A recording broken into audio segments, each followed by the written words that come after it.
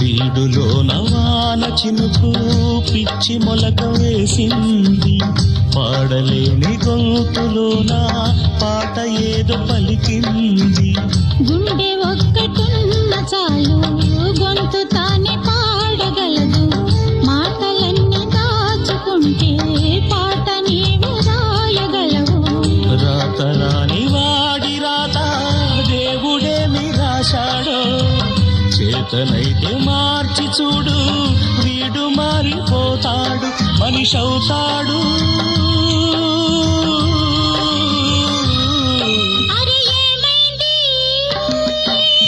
మనసు పురకలకి ఎక్కడికో ఎగిరింది, అది ఏమైంది? తన మనిషిని వెతుకుతూ ఇక్కడొచ్చి వాలింది.